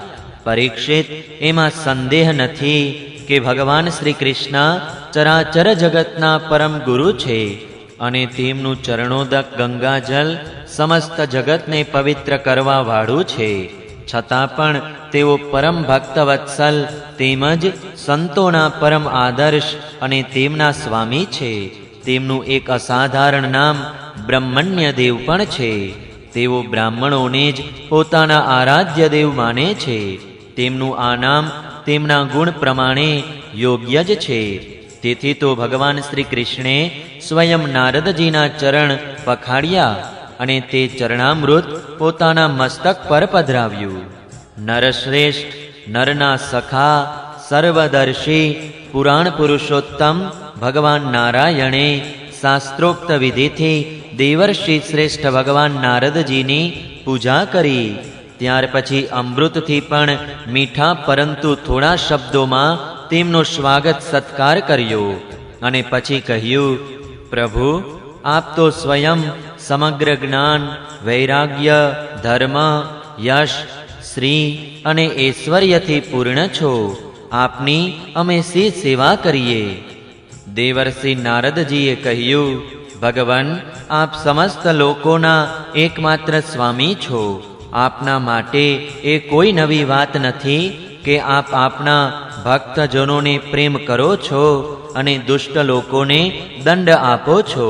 પરમ યશસ્વી પ્રભુ, આપે જગતની સ્થિતિ અને રક્ષા દ્વારા સમસ્ત જીવોનું કલ્યાણ કરવા માટે સ્વેચ્છાએ અવતાર ગ્રહણ કર્યો છે. ભગવાન, એ વાત અમે સારી રીતે જાણીએ છીએ. પ્રભુ, એ મોટા સૌભાગ્યની વાત છે કે આજે મને આપના ચરણ કમળોના દર્શન થયા છે. આપના આ ચરણ કમળ સંપૂર્ણ જગતના તાપને હરનારા અને મોક્ષ આપવામાં સમર્થ છે. જેમના જ્ઞાનની કોઈ સીમા નથી તેવા બ્રહ્મા, શંકર વગેરે નિરંતર પોતાના હૃદયમાં તે ચરણ કમળોનું ચિંતન કરતા રહે છે. વાસ્તવમાં આ શ્રીચરણ જ ભવકૂપમાં પડેલા લોકોને બહાર કાઢવા માટે અવલંબન છે. આપ એવી કૃપા કરો કે આપના ચરણ કમળોની સ્મૃતિ નિરંતર રહે અને હું જ્યાં પણ રહું તેમના ધ્યાનમાં તન્મય રહું. પરીક્ષિત, ત્યાર પછી દેવર્ષિ નારદજી યોગેશ્વરોના પણ ઈશ્વર ભગવાન શ્રી કૃષ્ણની યોગમાયાનું રહસ્ય જાણવા માટે તેમના બીજા પત્નીના મહેલમાં ગયા. ત્યાં તેમણે જોયું કે ભગવાન શ્રી કૃષ્ણ પોતાના પ્રાણપ્રિયા અને ઉદ્ધવજીની સાથે ચોસર રમી રહ્યા છે. ત્યાં પણ ભગવાને ઊભા થઈને તેમનું સ્વાગત કર્યું, આસન પર બેસાડ્યા અને વિવિધ સામગ્રીઓ દ્વારા ખૂબ ભક્તિપૂર્વક તેમનું પૂજન અર્ચન કર્યું. ત્યાર પછી ભગવાને નારદજીને અજાણ્યાની જેમ પૂછ્યું, આપ અહીં ક્યારે પધાર્યા? આપ તો પરિપૂર્ણ આપ્તકામ આત્મારામ છો અને અમે લોકો અપૂર્ણ ગૃહસ્થ છીએ. આવી સ્થિતિમાં ભલા અમે આપની શી સેવા કરી શકીએ? છતાં પણ બ્રહ્મ સ્વરૂપ નારદજી આપ કંઈ ને કંઈક સેવાનો અવસર આપીને અમારો જન્મ સફળ કરો. નારદજી આ બધું જોઈ સાંભળીને આશ્ચર્યમાં પડી ગયા. તેઓ ત્યાંથી ઉઠીને ચૂપચાપ બીજા મહેલમાં ચાલ્યા ગયા. તે મહેલમાં પણ દેવર્ષિ નારદજીએ જોયું કે ભગવાન શ્રી કૃષ્ણ પોતાના નાના નાના બાળકોને રમાડી રહ્યા છે. ત્યાંથી પછી બીજા મહેલમાં ગયા તો ત્યાં જુએ છે કે ભગવાન સ્નાન કરાવીને તૈયાર કરી રહ્યા છે. આ પ્રમાણે દેવર્ષિ નારદજીએ વિભિન્ન મહેલોમાં ભગવાનને ભિન્ન ભિન્ન કાર્ય કરતા જોયા. ક્યાંક તેઓ યજ્ઞકુંડમાં હવન કરી રહ્યા છે તો ક્યાંક પંચમહાયજ્ઞોથી દેવતાઓની આરાધના કરે છે. ક્યાંક બ્રાહ્મણોને ભોજન કરાવી રહ્યા છે તો ક્યાંક યજ્ઞનું અવશેષ સ્વયં જમી રહ્યા છે. ક્યાંક સંધ્યા કરી રહ્યા છે તો ક્યાંક મૌનપૂર્વક ગાયત્રી જપ કરી રહ્યા છે. ક્યાંક ઢાલ તલવાર હાથમાં લઈને તેને ચલાવવાના દાવ ખેલી રહ્યા છે. ક્યાંક હાથી ઘોડા અથવા રથમાં બેસીને વિચરણ કરી રહ્યા છે. ક્યાંક વળી પલંગ પર સૂઈ રહ્યા છે તો ક્યાંક બંદીજન તેમની સ્તુતિ કરી રહ્યા છે. કોઈ મહેલમાં ઉદ્ધવ વગેરે મંત્રીઓ સાથે કોઈ ગંભીર વિષયમાં વિચાર વિનિમય કરી રહ્યા છે તો ક્યાંક શ્રેષ્ઠ વારાંગનાઓની વચ્ચે જલક્રીડા કરી રહ્યા છે. ક્યાંક શ્રેષ્ઠ બ્રાહ્મણોને વસ્ત્રાભૂષણથી સજાવેલી ગાયોનું દાન કરી રહ્યા છે તો ક્યાંક મંગલમય ઇતિહાસ પુરાણોનું શ્રવણ કરી રહ્યા છે. ક્યાંક કોઈ પત્નીના મહેલમાં પોતાની પ્રાણપ્રિયાની સાથે હાસ્ય વિનોદની વાતો કરીને હસી રહ્યા છે તો ક્યાંક ધાર્મિક કાર્ય કરી રહ્યા છે. ક્યાંક અર્થનું સેવન કરી રહ્યા છે. ધન સંગ્રહ અને ધનવૃદ્ધિના કાર્યમાં લાગેલા છે તો ક્યાંક ધર્મને અનુકૂળ ગૃહસ્થોચિત વિષયોનો ઉપભોગ કરી રહ્યા છે. ક્યાંક એકાંતમાં બેસીને પ્રવૃત્તિથી અતીત પુરાણ પુરુષનું ધ્યાન કરી રહ્યા છે તો ક્યાંક ગુરુજનોને અભિષ્ટ સામગ્રી અર્પણ કરીને તેમની સેવા શુશ્રૂષા કરી રહ્યા છે. દેવર્ષિ નારદજીએ જોયું કે ભગવાન કોઈની સાથે યુદ્ધની વાત કરી રહ્યા છે તો ક્યાંક સમાધાનની, ક્યાંક ભગવાન બલરામજી સાથે બેસીને સત્પુરુષોના કલ્યાણ માટે ચર્ચા વિચારણા કરી રહ્યા છે. ક્યાંક ઉચિત સમયે પુત્ર અને કન્યાઓ માટે તેમના અનુરૂપ પત્ની અને વરોની સાથે ખૂબ જ ધામધૂમથી વિધિવત લગ્ન કરાવી રહ્યા છે. ક્યાંક ઘરમાંથી કન્યાને વિદાય આપી રહ્યા છે તો ક્યાંક કન્યાને તેડી લાવવાની તૈયારી કરી રહ્યા છે. યોગેશ્વર ભગવાન શ્રી કૃષ્ણના આ વિરાટ ઉત્સવોને જોઈને બધા લોકો આશ્ચર્યચકિત થઈ જતા હતા. ક્યાંક મોટા મોટા યજ્ઞો દ્વારા સમસ્ત દેવતાઓનું યજન પૂજન અને ક્યાંક કુવા બગીચા તથા મઠ વગેરે બનાવીને ઇષ્ટાપૂર્ત ધર્મનું આચરણ કરી રહ્યા છે. ક્યાંક યાદવોની વચ્ચે સિંધુ દેશના ઘોડા પર બેસીને મૃગયા કરી રહ્યા હતા અને તેમાં યજ્ઞ માટે પવિત્ર સામગ્રી એકઠી કરી રહ્યા છે. અને ક્યાંક પ્રજામાં તથા અંતઃપુરના મહેલોમાં વેશ પલટો કરીને છુપા રૂપે બધાનો અભિપ્રાય જાણવા માટે વિચરણ કરી રહ્યા છે. કેમ ન કરે, ભગવાન તો સ્વયં યોગેશ્વર છે. પરીક્ષિત, આ પ્રમાણે મનુષ્યના જેવી લીલા કરી રહેલા ભગવાન શ્રી કૃષ્ણની યોગમાયાનો વૈભવ જોઈને દેવર્ષિ નારદજીએ હસતા હસતા તેમને કહ્યું, યોગેશ્વર આત્મદેવ, આપની યોગમાયા બ્રહ્માજી વગેરે મોટા મોટા માયાવીઓ માટે પણ અગમ્ય છે, પરંતુ હું આપની યોગમાયાનું રહસ્ય જાણું છું. કેમ કે આપના ચરણ કમળોની સેવા કરવાથી તે સ્વયં જ મારી સામે પ્રગટ થઈ ગઈ છે. દેવતાઓના પણ આરાધ્ય દેવ ભગવાન 14 ભુવન આપના સુયશથી પરિપૂર્ણ થઈ રહ્યા છે. હવે મને આજ્ઞા આપો, હું આપની ત્રિભુવનને પવિત્ર કરનારી લીલાઓનું ગાન કરતો રહીને તે લોકોમાં વિચરણ કરું. ભગવાન શ્રી કૃષ્ણે કહ્યું, દેવર્ષિ નારદજી, હું જ ધર્મનો ઉપદેશક, પાલન કરવાવાળો અને તેનું અનુષ્ઠાન કરવાવાળાઓનું અનુમોદન કરનાર પણ છું. તેથી સંસારને ધર્મનો ઉપદેશ આપવાના ઉદ્દેશ્યથી જ હું આ પ્રમાણે ધર્મનું આચરણ કરી રહ્યો છું. મારા પ્રિય પુત્ર, તમે મારી આ યોગમાયા જોઈને મોહિત ન થશો. શ્રી સુખદેવજી કહે છે, આ પ્રમાણે ભગવાન શ્રી કૃષ્ણ ગૃહસ્થોને પવિત્ર કરવાવાળા શ્રેષ્ઠ ધર્મોનું આચરણ કરી રહ્યા હતા. જો કે તેઓ એક જ છે, છતાં પણ દેવર્ષિ નારદજીએ તેમને દરેક પત્નીના મહેલમાં અલગ અલગ જોયા. ભગવાન શ્રી કૃષ્ણની શક્તિ અનંત છે. તેમની યોગમાયાનું પરમ ઐશ્વર્ય વારંવાર જોઈને દેવર્ષિ નારદજીના વિસ્મય અને ઉત્કંઠાની સીમા ન રહી. દ્વારકામાં ભગવાન શ્રી કૃષ્ણ ગૃહસ્થની જેમ એવું આચરણ કરતા હતા, જાણે ધર્મ, અર્થ, કામરૂપ પુરુષાર્થોમાં તેમની બહુ શ્રદ્ધા હોય. તેમણે દેવર્ષિ નારદજીનું બહુ સન્માન કર્યું. તેઓ અત્યંત પ્રસન્ન થઈને ભગવાનના ગુણગાન ગાતા રહીને ત્યાંથી પ્રસ્થાન કરી ગયા. રાજન, ભગવાન નારાયણ સંપૂર્ણ જગતના કલ્યાણ માટે પોતાની અચિંત્ય મહાશક્તિ યોગમાયાનો સ્વીકાર કરે છે અને આ રીતે મનુષ્ય જેવી લીલા કરે છે. દ્વારકાપુરીમાં 16,000થી પણ અધિક પત્નીઓ પોતાની લજ્જાયુક્ત અને પ્રેમભરી દ્રષ્ટિ તથા મંદ મંદ હાસ્ય સાથે તેમની સેવા કરતી હતી અને તેઓ તેમની સાથે વિહાર કરતા હતા. ભગવાન શ્રી કૃષ્ણે જે લીલાઓ કરી છે તેવી લીલા બીજું કોઈ કરી શકતું નથી. પરીક્ષિત, તેઓ વિશ્વની ઉત્પત્તિ, સ્થિતિ અને પ્રલયના પરમ કારણ છે. જે તેમની લીલાઓનું ગાન શ્રવણ કરે છે અને ગાન શ્રવણ કરનારાઓનું અનુમોદન કરે છે, તેને મોક્ષના માર્ગ સ્વરૂપ ભગવાન શ્રી કૃષ્ણના ચરણોમાં પરમ પ્રેમમય ભક્તિ પ્રાપ્ત થઈ જાય છે. 10મા સ્કંદના ઉત્તરાર્ધ અંતર્ગત શ્રી કૃષ્ણના ગાર્હસ્થ્યનું દર્શન નામનો 69મો અધ્યાય સમાપ્ત. જય શ્રી કૃષ્ણ. ઓમ નમો ભગવતે વાસુદેવાય. 70મો અધ્યાય.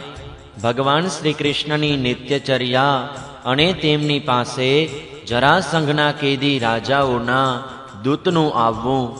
શ્રી શુકદેવજી કહે છે, પરીક્ષિત, જ્યારે પ્રાતઃકાળ થવા આવતો, કુકડા બોલવા લાગતા, ત્યારે શ્રી કૃષ્ણ પત્નીઓ કે જેમના કંઠમાં શ્રી કૃષ્ણ પોતાની ભુજા વડે આલિંગન આપી રહ્યા છે, શ્રી કૃષ્ણથી વિખૂટા થવું પડશે એમ વિચારીને વ્યાકુળ થઈ એમ કહેતી કે આ કુકડાઓ ના બોલ્યા હોત તો સારું.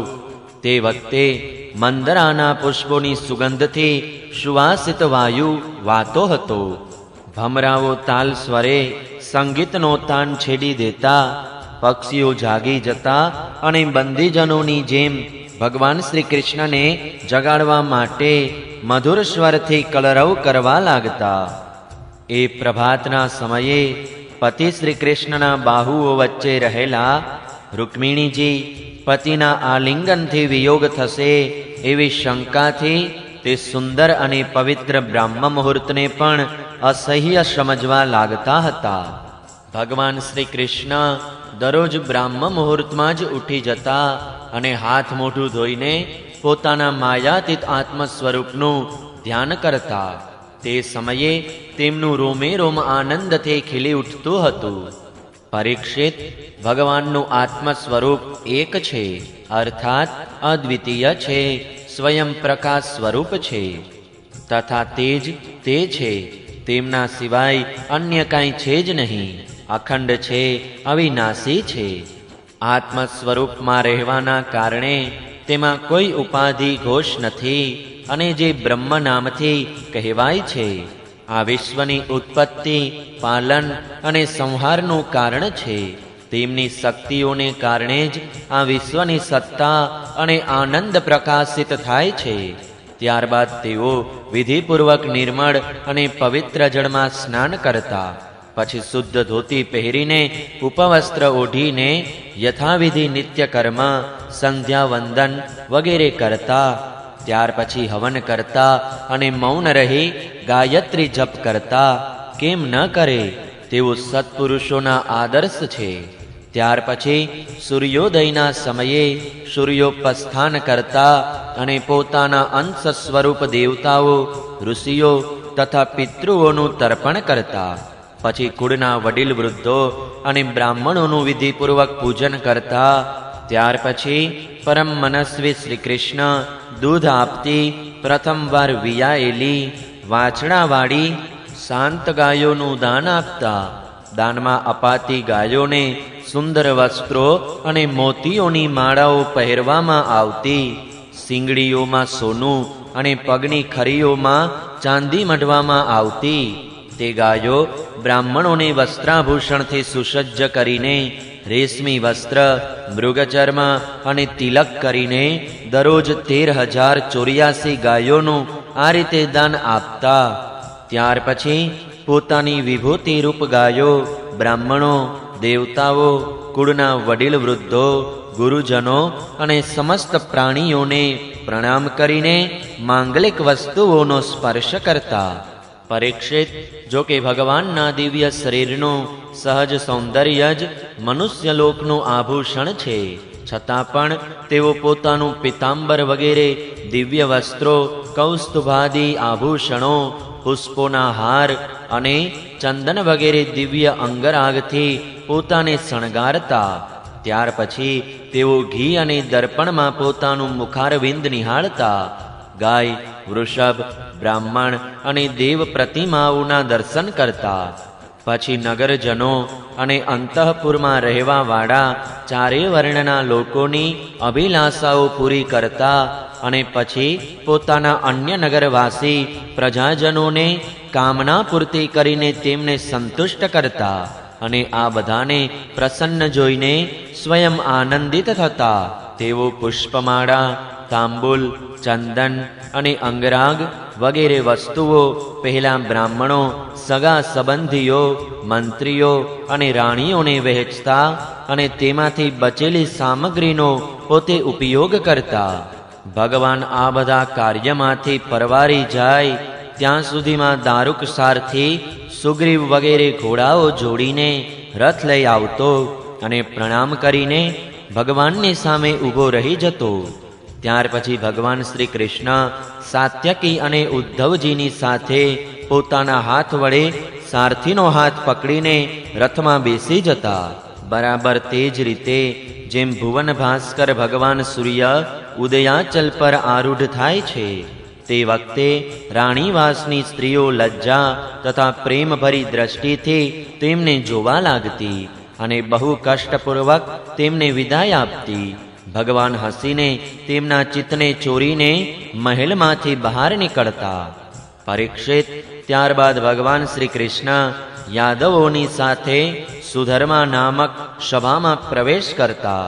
તે સભાનો એવો મહિમા છે કે જે લોકો તે સભામાં જઈને બેસતા તેમને ભૂખ, તરસ, શોક, મોહ અને જરા મૃત્યુ આ 6 વિકારો સ્પર્શ કરી શકતા નહીં. આ પ્રમાણે ભગવાન શ્રી કૃષ્ણ બધી રાણીઓથી અલગ અલગ વિદાય લઈને એક જ રૂપમાં સુધન્વા સભામાં પ્રવેશ કરતા અને ત્યાં જઈને શ્રેષ્ઠ સિંહાસન પર બિરાજતા. તેમની અંગકાંતિથી દિશાઓ પ્રકાશિત થતી હતી. તે સમયે યાદવ વીરોની વચ્ચે, આકાશમાં તારાઓની વચ્ચે ચંદ્રમાની જેમ તેઓ શોભાયમાન થતા હતા. પરીક્ષિત, સભામાં વિદૂષકો અનેક પ્રકારના હાસ્ય વિનોદથી, અભિનેતાઓ અભિનયથી અને નર્તકીઓ કળાપૂર્વક નૃત્યથી પોતાની અલગ અલગ ટુકડીઓ સાથે ભગવાનની સેવા કરતી. તે વખતે મૃદંગ, વીણા, પખાવજ, વાંસળી, ઝાંઝ અને શંખના ધ્વનિથી સૂત, માગધ તથા બંધીજનો નાચી ગાઈને ભગવાનની સ્તુતિ કરતા. કોઈ કુશળ વ્યાખ્યાતા બ્રાહ્મણો ત્યાં બેસીને વેદ મંત્રોની વ્યાખ્યા કરતા અને કોઈ પૂર્વકાળના રાજાઓના ચરિત્રો કહી સંભળાવતા. એક દિવસ દ્વારકાપુરીની રાજસભાના દ્વાર પર એક નવો માણસ આવ્યો. દ્વારપાલોએ તેના આવવાની સૂચના ભગવાનને આપીને તેને સભાભવનમાં હાજર કર્યો. તે મનુષ્યે પરમાત્મા ભગવાન શ્રી કૃષ્ણને હાથ જોડીને નમસ્કાર કર્યા અને તે રાજાઓ કે જેમણે જરાસંઘના દિગ્વિજય સમયે તેની સામે માથું ઝુકાવ્યું ન હતું અને બળપૂર્વક કેદ કરી લેવામાં આવ્યા હતા, જેમની સંખ્યા 20,000ની હતી, તેમનું જરાસંઘના બંદી બનાવવાનું દુઃખ શ્રી કૃષ્ણ સામે નિવેદન કર્યું. સચ્ચિદાનંદ સ્વરૂપ શ્રી કૃષ્ણ, આપ મનવાણીથી અગોચર છો. જે આપના શરણમાં આવે છે તેના તમામ ભય આપ નષ્ટ કરી દો છો. પ્રભુ, અમારી ભેદ બુદ્ધિને લીધે અમે જન્મ મૃત્યુરૂપ સંસારના ચકરાવવાથી ભયભીત થઈને આપના શરણમાં આવ્યા છીએ. ભગવાન, મોટા ભાગના જીવો એવા સકામ અને નિષિદ્ધ કર્મોમાં ફસાયેલા છે કે તે આપના જણાવેલા પોતાના પરમ કલ્યાણકારી કર્મથી અને આપની ઉપાસનાથી વિમુખ થઈ ગયા છે અને પોતાના જીવન અને જીવન સંબંધી આશા અભિલાષાઓના ભ્રમમાં ભટકી રહ્યા છે. પરંતુ આપ અતિ બળવાન છો. આપ કાળરૂપે હંમેશા સાવધાન રહીને તેમની આશા અભિલાષાઓનો મૂળ સાથે નાશ કરી નાખો છો. અમે આપના તે કાળરૂપને નમસ્કાર કરીએ છીએ. આપ સ્વયં જગદીશ્વર છો અને આપે જગતમાં પોતાના જ્ઞાન, બળ વગેરે અંશો સાથે એટલા માટે અવતાર ગ્રહણ કર્યો છે કે સંતોની રક્ષા કરી દુષ્ટોને દંડ આપી શકો. આવી સ્થિતિમાં પ્રભુ, જરાસંઘ વગેરે કોઈ બીજા રાજાઓ આપની ઈચ્છા અને આજ્ઞાથી વિપરીત અમને કઈ રીતે કષ્ટ આપી રહ્યા છે એ વાત અમારી સમજમાં આવતી નથી. જો એમ કહેવામાં આવે કે જરાસંઘ અમને કષ્ટ આપતો નથી, તેના રૂપે અમારા અશુભ કર્મો જ અમને દુઃખ આપી રહ્યા છે, તો એ પણ બરાબર નથી. કેમ કે જ્યારે અમે લોકો આપના પોતાના છીએ ત્યારે અમારા દુષ્કર્મો અમને ફળ આપવા કઈ રીતે સમર્થ થઈ શકે? તેથી આપ કૃપા કરીને અવશ્ય અમને આ દુઃખમાંથી મુક્ત કરો. પ્રભુ, અમે જાણીએ છીએ કે રાજાનું સુખ પ્રારબ્ધને આધીન અને વિષય સાધ્ય છે, અને સાચું કહીએ તો આ સુખ સ્વપ્ન સુખ જેવું અત્યંત તુચ્છ અને અસત છે. સાથે સાથે તે સુખને ભોગવનાર આ શરીર પણ એક રીતે મુર્દા જેવું જ છે, અને આની પાછળ હંમેશા સેંકડો પ્રકારના ભય જોડાયેલા છે. પરંતુ અમે તો આના દ્વારા જ જગતના અનેક ભાર ઉપાડીને ફરીએ છીએ, અને એ જ કારણ છે કે અમે અંતઃકરણના નિષ્કામ ભાવ અને નિઃસંગ સ્થિતિથી પ્રાપ્ત થનારા આત્મસુખનો પરિત્યાગ કરી દીધો છે. ખરેખર અમે બહુ અજ્ઞાની છીએ અને આપની માયાથી મોહિત થઈ દીન બનીને દુઃખો ભોગવી રહ્યા છીએ. ભગવાન, આપના ચરણ કમળ શરણાગત પુરુષોના તમામ શોકમોહને નષ્ટ કરવા વાળા છે. તેથી આપ જ અમને જરાસંઘરૂપી કર્મોના બંધનથી છોડાવો. પ્રભુ, તે એકલો જ 10,000 હાથીઓની શક્તિ ધરાવે છે અને અમને બધાને એ રીતે બંદી બનાવી રાખ્યા છે જેમ સિંહ ઘેટાઓને ઘેરી રાખે છે. ચક્રપાણી, આપે 18 વખત જરાસંઘ સાથે યુદ્ધ કર્યું અને 17 વાર તેનું માન મર્દન કરીને તેને છોડી દીધો, પરંતુ એકવાર તેણે આપને જીતી લીધા. અમે જાણીએ છીએ કે આપની શક્તિ, આપનું બળ પરાક્રમ અનંત છે, છતાં પણ મનુષ્ય જેવું આચરણ કરતા રહીને આપે હારી જવાનો અભિનય કર્યો હતો. પરંતુ આના કારણે તેનો અહંકાર વધી ગયો છે. હે અજીત, હવે તે અમે આપના ભક્ત છીએ એવું જાણીને અમને વધારે સતાવે છે. અમે આપની પ્રજા છીએ. હવે આપની જેવી ઈચ્છા હોય તેમ કરો.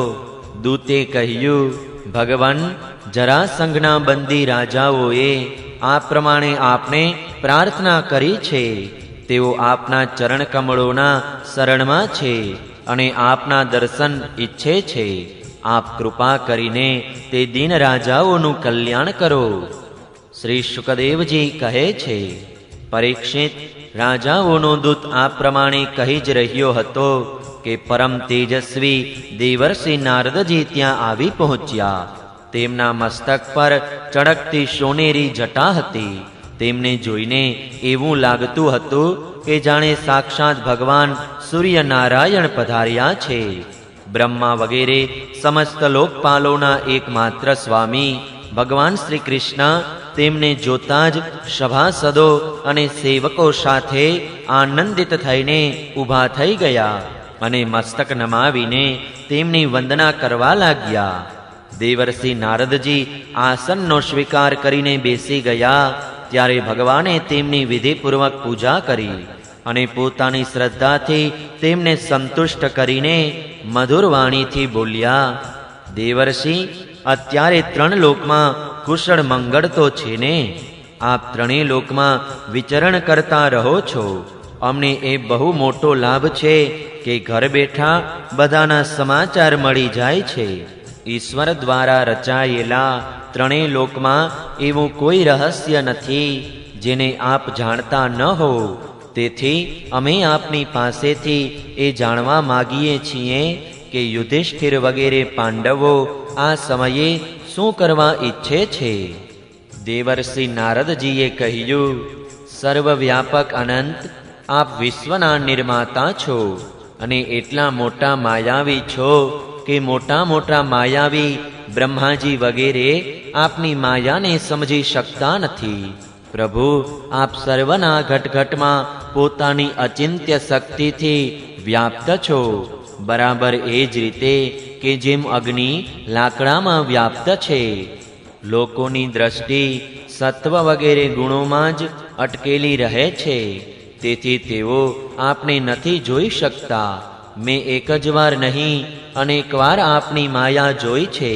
તેથી આપ આ પ્રમાણે અજાણ્યા થઈને પાંડવોના સમાચાર પૂછો છો એમાં મને કોઈ આશ્ચર્ય થતું નથી. ભગવાન, આપ પોતાની માયાથી જ આ જગતની રચના અને સંહાર કરો છો અને આપની માયાને લીધે જ આ જગત અસત્ય હોવા છતાં સત્ય ભાસે છે. આપ ક્યારે શું કરવા ઈચ્છો છો એ વાત સારી પેઠે કોણ સમજી શકે છે? આપનું સ્વરૂપ સર્વથા અચિંત્ય છે. હું તો માત્ર આપને વારંવાર નમસ્કાર કરું છું. શરીર અને તેની સાથે સંબંધ રાખવા વાળી વાસનાઓમાં ફસાઈને જીવ જન્મ મૃત્યુના ચક્રાવમાં ભટકતો રહે છે તથા તે જાણતો નથી કે આ શરીરથી કઈ રીતે મુક્ત થઈ શકું છું. વાસ્તવમાં તેના કલ્યાણ માટે આપ અનેક પ્રકારના લીલા અવતારો ગ્રહણ કરીને પોતાની પવિત્ર કીર્તિરૂપી દીપક પ્રજ્વલિત કરી દો છો, જેના આધારે તે આ અનર્થકારી સંસારથી મુક્ત થઈ શકે. તેથી હું આપના શરણમાં છું. પ્રભુ, આપ સ્વયં પરબ્રહ્મ છો, તો પણ મનુષ્ય જેવી લીલાનું નાટક કરતા રહીને મને પૂછી રહ્યા છો. તેથી આપના ફોઈના દીકરા ભાઈ અને પ્રેમી ભક્ત યુધિષ્ઠિર શું કરવા ઈચ્છે છે એ વાત હું તમને કહું છું. એમાં શંકા નથી કે બ્રહ્મલોકમાં જે ભોગ પ્રાપ્ત થઈ શકે છે તે રાજા યુધિષ્ઠિરને અહીં જ પ્રાપ્ત છે. તેમને કોઈ વસ્તુની કામના નથી. તેમ છતાં તેઓ શ્રેષ્ઠ એવા રાજસૂય યજ્ઞ દ્વારા આપની પ્રાપ્તિ માટે આપની આરાધના કરવા ઈચ્છે છે. આપ કૃપા કરીને તેમની આ અભિલાષાનું અનુમોદન કરો. ભગવાન, તે શ્રેષ્ઠ યજ્ઞમાં આપના દર્શન કરવા માટે મોટા મોટા દેવતાઓ અને યશસ્વી રાજાઓ આવશે. પ્રભુ, આપ સ્વયં વિજ્ઞાનાનંદધન બ્રહ્મ છો. આપના શ્રવણ, કીર્તન અને ધ્યાન માત્રથી ચાંડાળો પણ પવિત્ર થઈ જાય છે. પછી જેને આપના દર્શન અને સ્પર્શ મળે છે તેમના માટે તો કહેવાનું જ શું છે। ત્રિભુવન મંગલ આપની નિર્મળ કીર્તિ સમસ્ત દિશાઓ તથા સ્વર્ગ પૃથ્વી પાતાળમાં પણ છવાઈ રહી છે। બરાબર તે જ પ્રમાણે જેમ આપના ચરણામૃતની ધારા સ્વર્ગમાં મંદાકિની, પાતાલમાં ભોગવતી અને મૃત્યુલોકમાં ગંગાના નામથી પ્રવાહિત થઈને સંપૂર્ણ વિશ્વને પવિત્ર કરી રહી છે। શ્રી સુખદેવજી કહે છે, પરીક્ષિત, સભામાં જેટલા યાદવો બેઠા હતા તેઓ એ વાત માટે અત્યંત ઉત્સાહિત થઈ રહ્યા હતા કે પ્રથમ જરાસંઘ ઉપર ચડાઈ કરીને તેને જીતી લેવો। તેથી તેમને નારદજીની વાત ગમી ગઈ। ત્યારે બ્રહ્મા વગેરેના શાસક ભગવાન શ્રી કૃષ્ણે સહેજ હસીને બહુ જ મધુર વાણીમાં ઉદ્ધવજીને કહ્યું। ભગવાન શ્રી કૃષ્ણે કહ્યું, ઉદ્ધવ, તમે મારા હિતૈષી સુહૃદ છો, શુભ સંમતિ આપવાવાળા અને કાર્યના તત્વને સારી રીતે સમજો છો। તેથી અમે તમને અમારું ઉત્તમ નેત્ર માનીએ છીએ। હવે તમે જ કહો કે આ વિષયમાં આપણે શું કરવું જોઈએ। તમારી વાતમાં અમને શ્રદ્ધા છે, તેથી હવે તમારી સલાહ પ્રમાણે જ કામ કરીશું। જ્યારે ઉદ્ધવજીએ જોયું કે ભગવાન શ્રી કૃષ્ણ સર્વજ્ઞ હોવા છતાં પણ અજાણ્યાની જેમ સલાહ પૂછી રહ્યા છે, ત્યારે તેઓ તેમની આજ્ઞા માથે ચડાવીને બોલ્યા। 10મા સ્કંધના ઉત્તરાર્ધ અંતર્ગત 70મો અધ્યાય સમાપ્ત। જય શ્રી કૃષ્ણ।